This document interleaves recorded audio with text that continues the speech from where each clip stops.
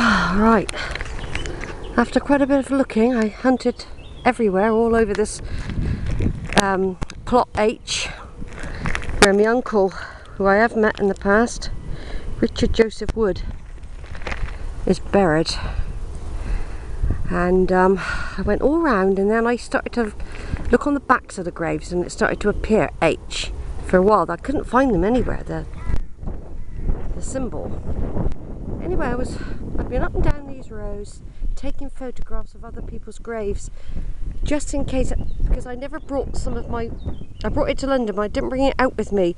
Names of other people that sometimes share a grave, which could be my undoing today, because even if mine wasn't mentioned, the grave of somebody else could have been.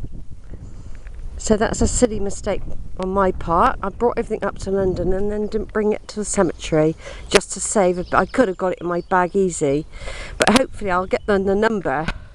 The number should be sufficient, but obviously I won't have the names of all the other people in the grave with me today. But anyway, here's my dad's brother, Richard Joseph Wood. He is my uncle. Now the grave had been knocked over, lying flat, and was covered in grass, and you know, where they cut grass, and you couldn't see the name or anything.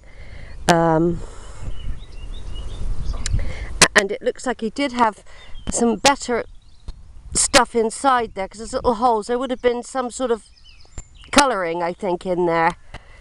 So there he is, Richard Joseph Wood, born 21st of July 1898, died the 19th of December 1981. Hard working hands at rest. Yeah, I think he was in the war as well, First World War. So yeah, he would have had some little lettering like this on there.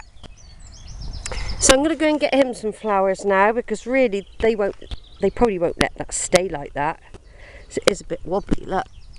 See? But I've put it like that for a minute. And I don't know whether this person on the front's connected.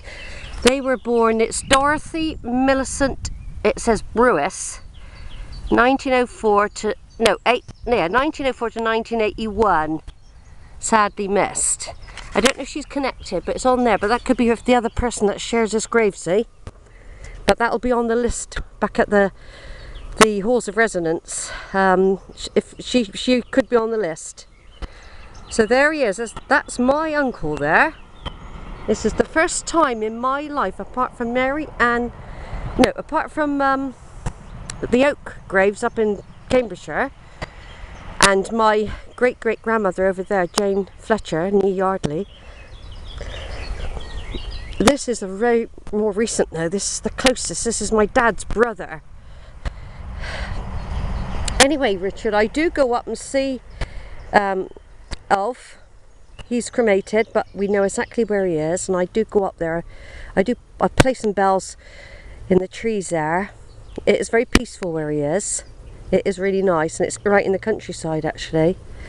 I wondered whether he'd want to come to London though, but he's in a very nice place, very beautifully well kept and everything. But I'm glad I found you. I'm going to go off and get some flowers now. So there we are. There's Richard Joseph. There will be others around that I won't be able to do them all today. That's taken me an hour just to find him. And he's located, I'll just walk around him a bit. I'll go and get some flowers for these two now.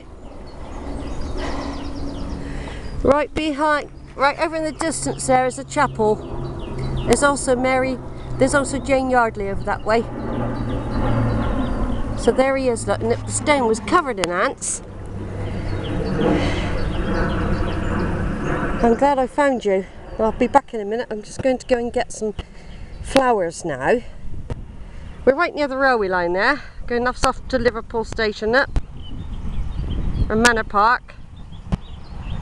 And there could be other relatives of mine in there, but I'm trying to concentrate on the ones that I've got on the map, because that can take enough time.